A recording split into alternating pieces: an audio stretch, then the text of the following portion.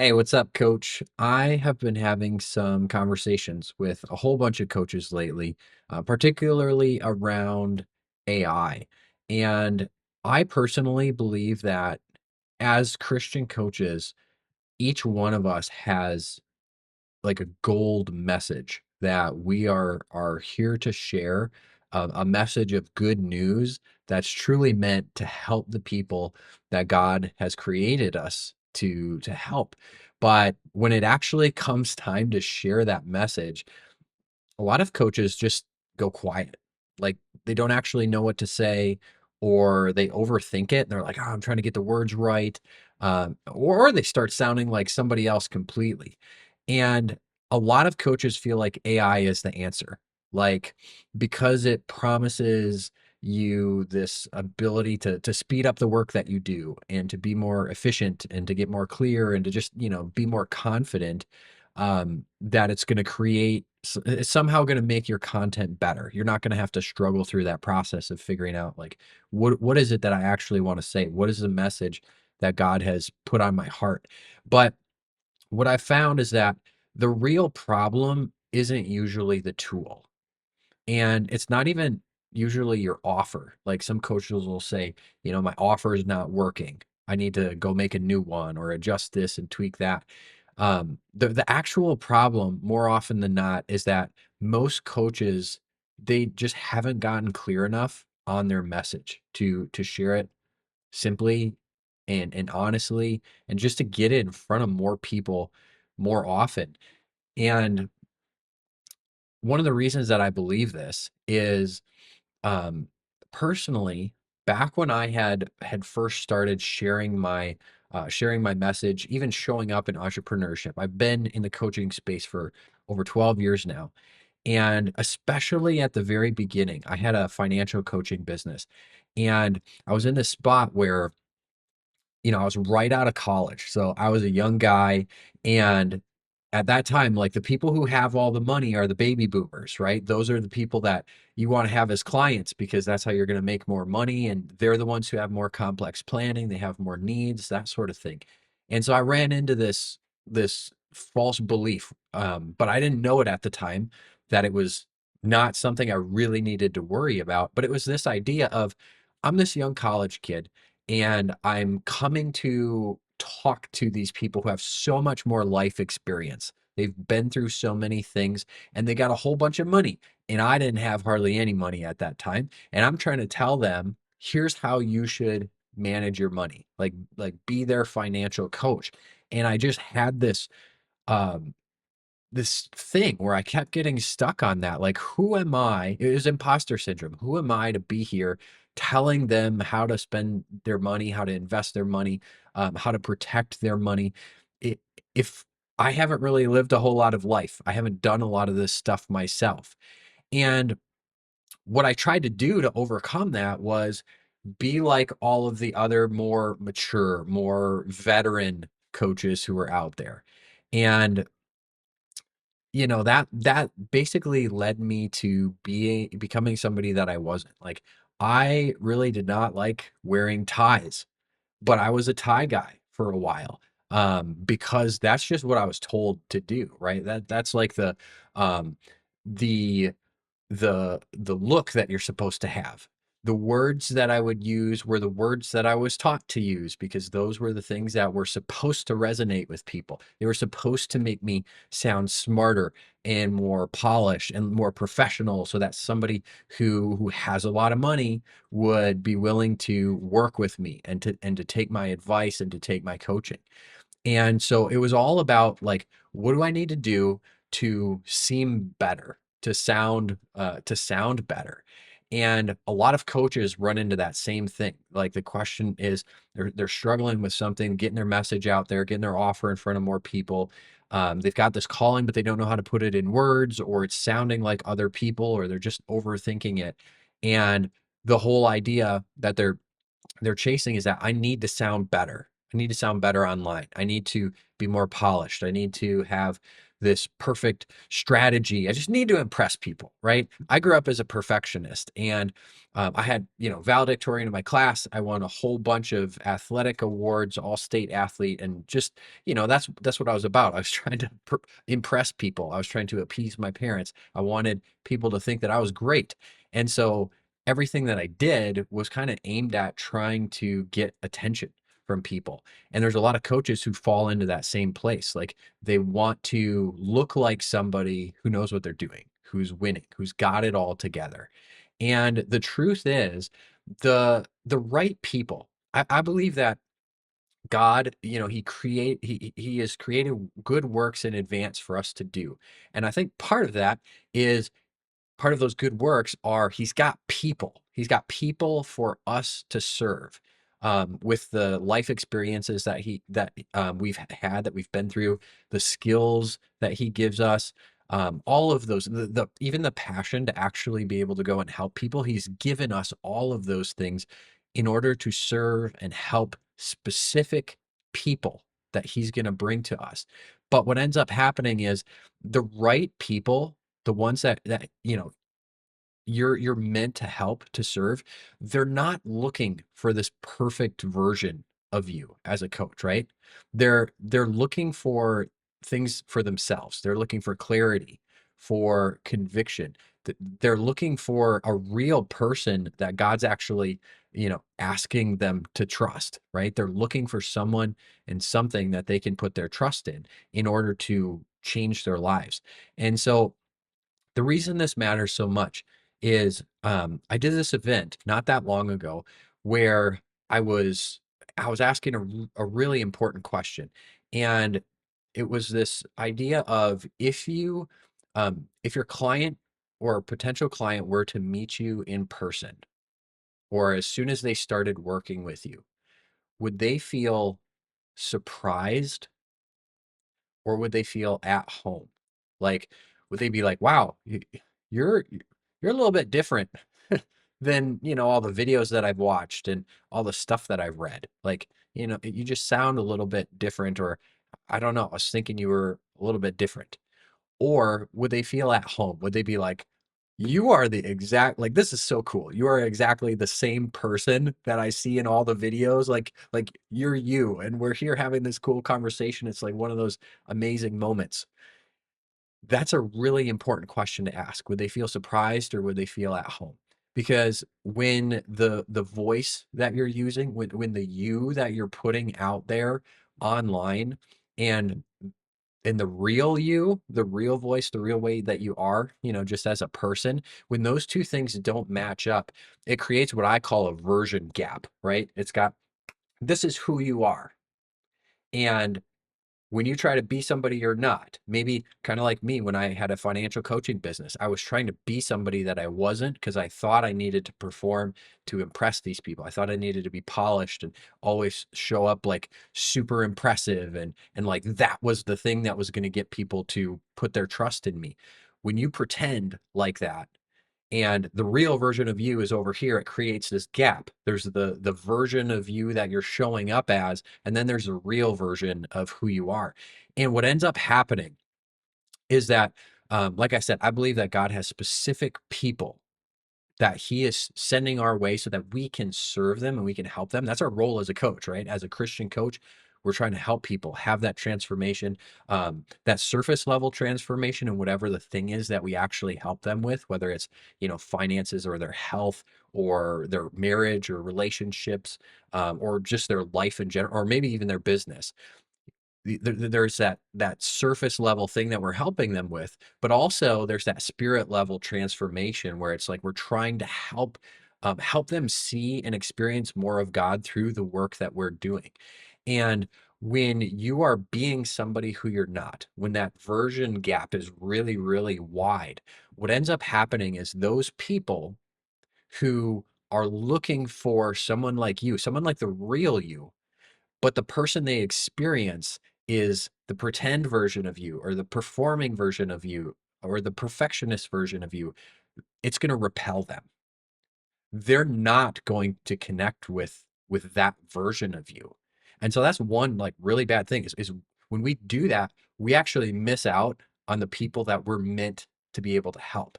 But the second thing that happens is we actually so we repel the people that are right for us, the ones that we're supposed to help.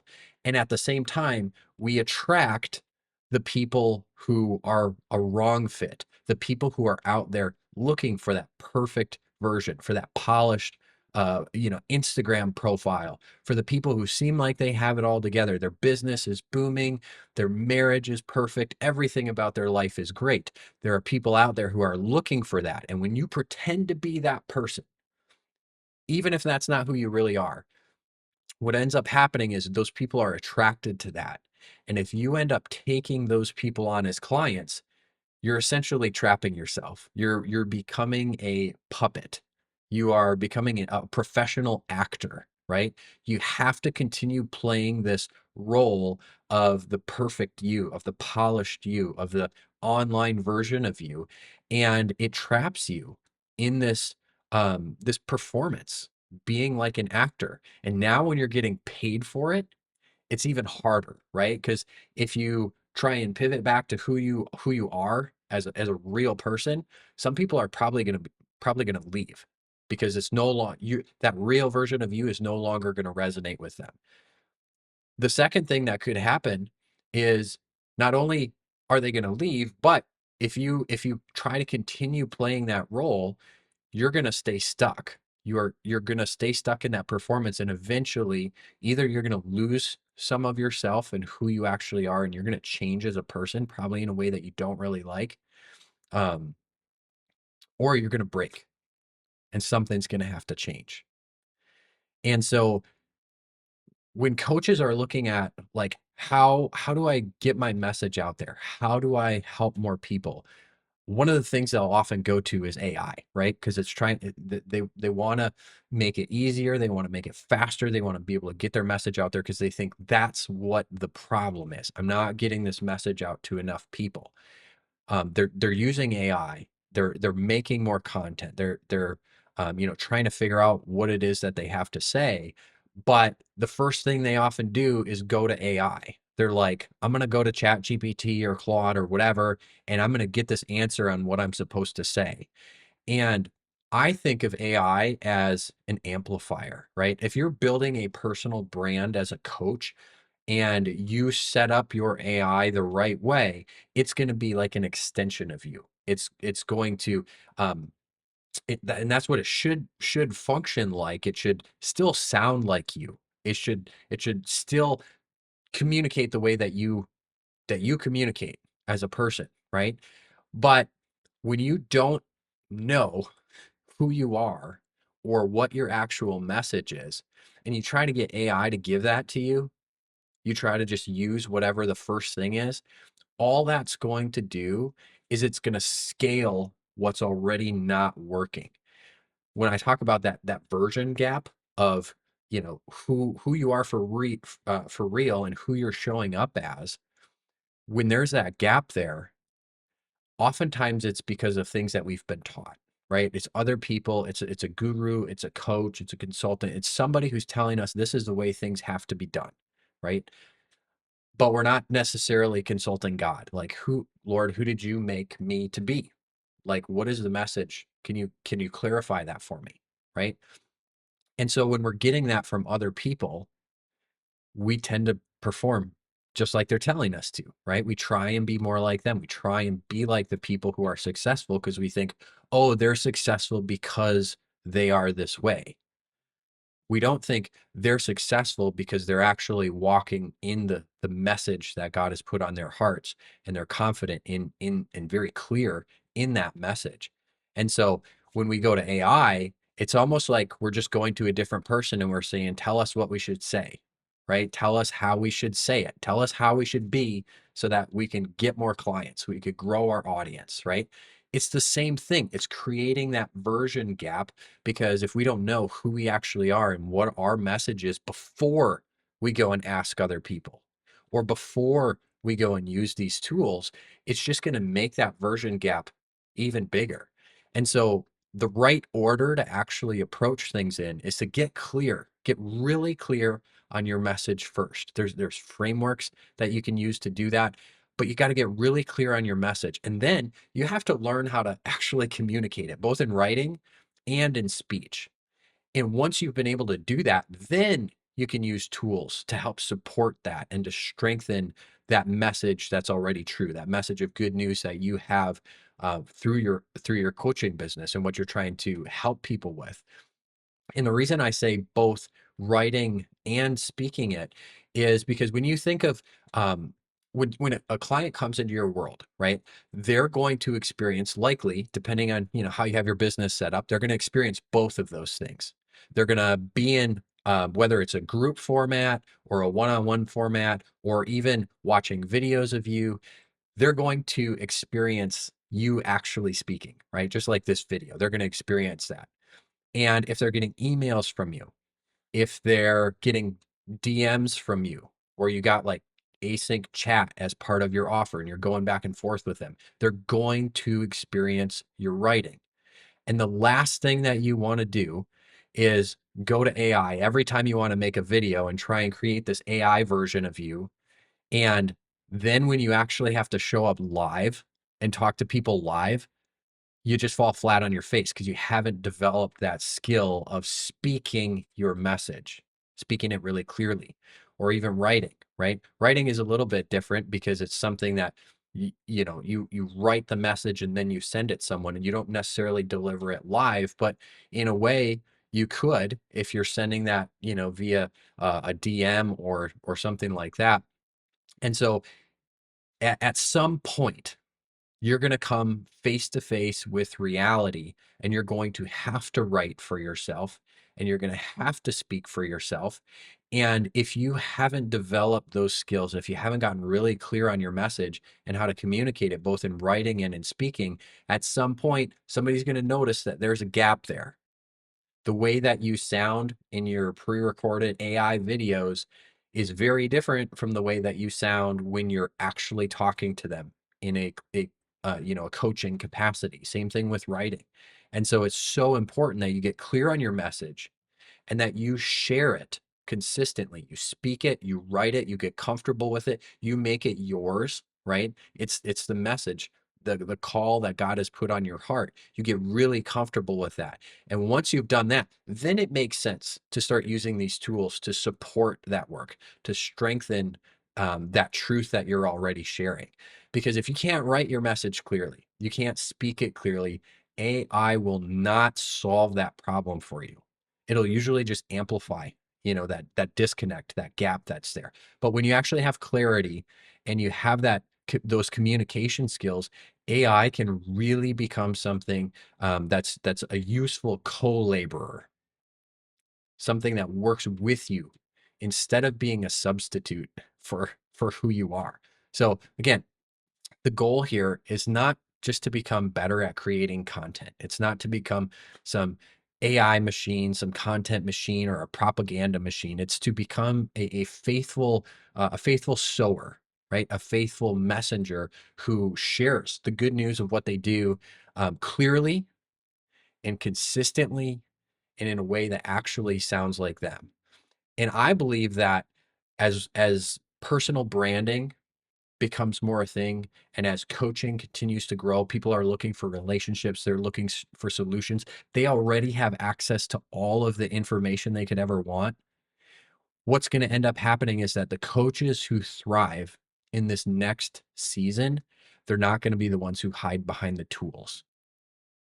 They might use the tools, but the ones who succeed, they will be the ones who know their message. They trust their own voice that God gave them, and they use the tools without losing themselves in that process. So if you're a coach, if you're a Christian coach, and you feel like God has given you a calling, He's given you good news to share and a way to actually serve people with your skills, with your experiences, with that passion and conviction that you have to help them in that way, you need to first get really clear on what that message is, who you're helping, how you're helping them, why it's important, and ultimately from there, once you have that, once you're clear on that message, you start sharing it. You build those written and spoken communication skills, and then you add in AI to be able to help you really grow and to reach more people. So I hope this helps. This is the way.